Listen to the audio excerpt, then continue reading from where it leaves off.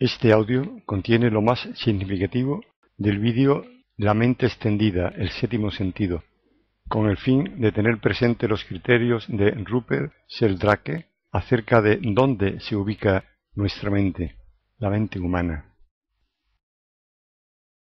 Rupert Sheldrake, que dentro de las investigaciones más alternativas, pero dentro del campo de la ciencia, es uno de los personajes más representativos, desde luego, que hay en el momento y en el ámbito académico. Conocido por ser biólogo, pero él estudió ciencias naturales en la Universidad de Cambridge, filosofía en Harvard y se doctoró en bioquímica de nuevo en la Universidad de Cambridge. Es decir, que conoce muchos de los palos de la ciencia, sabe muy bien lo que se cuece, pero le pasó algo muy significativo en los años después de doctorarse, en los años en los que él estaba ya impartiendo sus enseñanzas, y es un viaje a la India.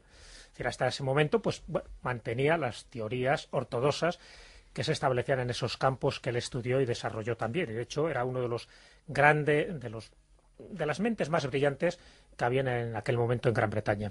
Se va a la India, está una larga estancia donde curiosamente se hace amigo de varios personajes de la mística hindú, como era Krishnamurti. Por cierto, también David Bohm se hizo muy amigo de Krishnamurti, que es el padre de la teoría holográfica cuántica, y eso le cambió la vida. O por lo menos le cambió la perspectiva de la realidad. Cuando regresa, descubre la existencia de una forma alternativa de pensamiento, igualmente válida, y se acerca a una nueva concepción de la biología y de la evolución. Es decir, incorpora una visión holística de las ciencias. Y eso lo desarrolla luego en las obras que empieza a publicar. De hecho, la primera obra que él publica, la que le genera fama, pero también controversia, es la que publica en el año 1981, que se titula Una nueva ciencia de la vida, ya el título te lo está diciendo, la hipótesis de la causación formativa. En otras palabras, es la de la resonancia mórfica, esa que hemos dicho más de una vez, tanto en monográficos como en tertulias.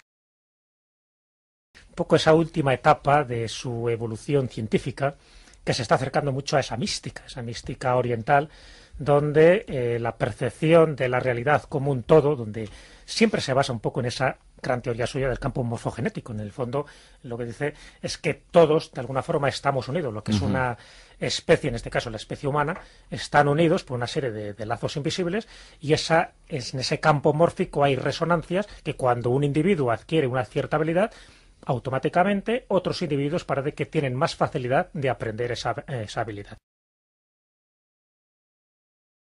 En estos últimos años, y me refiero desde el año 2005 en adelante, en el 2005 es cuando publica El séptimo sentido, La mente extendida, con lo cual ya nos está hablando un poco en la línea en la que él quiere desarrollar esta teoría.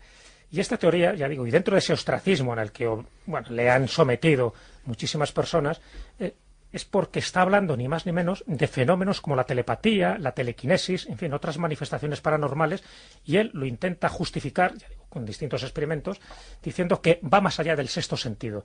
Es la sensación esa de que te sientes observado. Como señalar que la intuición a veces no es solamente un chispazo de miedo, de reflejo, de sensación, no, sino que es un chispazo de algo que nos está informando de lo que es real, ¿no? Totalmente. Además, va más allá de la intuición. Ya te digo que habla de esa telepatía, incluso podría explicar determinados fenómenos paranormales que, en principio, ya digo, parece que están relegados a ese otro campo prohibido y casi marginado, ¿no?, por los científicos avant la lettre. Sin embargo, lo que hace Rupert Sheldrake es meterse de lleno en este campo de la conciencia, porque en el fondo ahí ya él sabe que la realidad y la conciencia están muy unidos. Hasta el punto de que en esta última teoría, una de las últimas teorías, la teoría de la mente extendida, es muy llamativo, y un poco lo explico para luego entrar de lleno en este tipo de experiencias que ha hecho con personas como la que tú decías, Bruno, y alguna experiencia más que voy a contar de telepatía telefónica, que también la ha realizado, y que luego tiene que ver también por extensión con los animales, para que nos demos cuenta que las especies en general siempre están unidas. ¿Qué es lo que dice básicamente la teoría de la mente extendida? Dice que la mente no es tan solo la actividad del cerebro, sino que este es el sustento físico a través del cual se puede manifestar la mente. Es decir, Sheldrake va más allá al afirmar que la mente no se encuentra confinada en el cerebro, que es lo que opinan la mayoría de los biólogos y de los neurólogos, sino que se extiende hasta el mundo que le rodea. esta proyección mental afectaría e influiría en el mundo y a su vez sería influido por él. ¿Qué conclusiones se pueden llegar aquí a esto? Pues muchísimas. Por ejemplo, que nuestras mentes se extienden para tocar lo que miramos o lo que pensamos, es decir, que se extienden hacia personas, hacia lugares, hacia cosas, por nuestras necesidades, por nuestros deseos, odios, ambiciones. Estamos interactuando automáticamente en esas cosas solo por el mero hecho de pensarlas. Una de las consecuencias es que deberíamos ser capaces de afectar a las cosas solo con mirarlas o solo con pensar en ellas, algo que Sheldrake ha probado en numerosos experimentos. Él habla incluso de que los campos mentales de ciertos grupos sociales se ayudan a coordinar los movimientos de los propios individuos. Por ejemplo, en equipos de fútbol, en grupos familiares, en peces nadando en un banco, en pájaros volando en bandadas, se les puede ver que sincronizan simultáneamente esos movimientos. ¿Eso es por qué? Es decir, porque cuanto más, con más frecuencia sean los lazos sentimentales y emocionales de estos individuos, mayor sincronicidad hay entre ellos. Entonces, claro, a partir de ahí, pues él ha hecho experiencias de todo tipo, porque una de las consecuencias básicas, como se acaba de comentar, es la telepatía. Es decir, es que él ha demostrado que la telepatía existe. Él señalaba esa conexión invisible entre seres humanos que no depende de la distancia física entre ellos, sino del vínculo afectivo que los une. De otro tipo de distancia, la distancia emocional, ¿no? Exactamente. A menor distancia emocional, mayores capacidades de este tipo pueden manifestarse.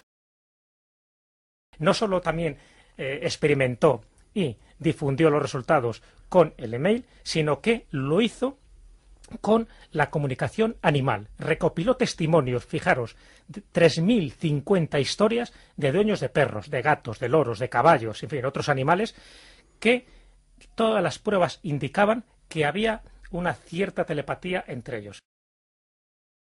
10 minutos antes de que el dueño llegara a la casa, el perro, por ejemplo, ya sabía que iba a llegar.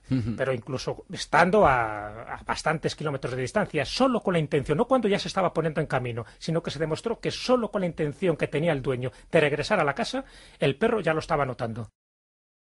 Tiene un concepto de la vida o de una visión holística de la realidad y, por lo tanto, va camino a intentar demostrar lo que él quiere. Es decir, y lo que él quiere es, y lo que él siente, ¿no? Por un poco por sus experiencias, no es que solo hay un sexto sentido, sino que hay un séptimo sentido, que hay unas conciencias superiores a la humana. Lo más interesante es que Rupert Sheldrake, desde la biología, indaga la posibilidad de que estas inteligencias superiores podrían ser también macroorganismos como planetas, es decir, la Tierra, como puede ser el Sol o hasta galaxias. Puede plantearse el hecho de nuestra conciencia, nuestros pensamientos influyen en otras personas, influyen incluso en las cosas, influyen en la realidad en la que estamos.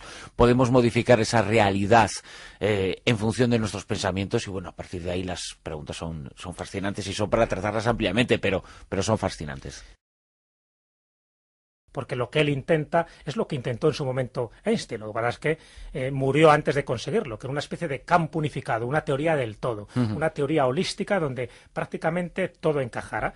Y por eso él hace experimentos. Es lo bueno que tiene Rupert Sheldrake. No solo se queda en la parte teórica.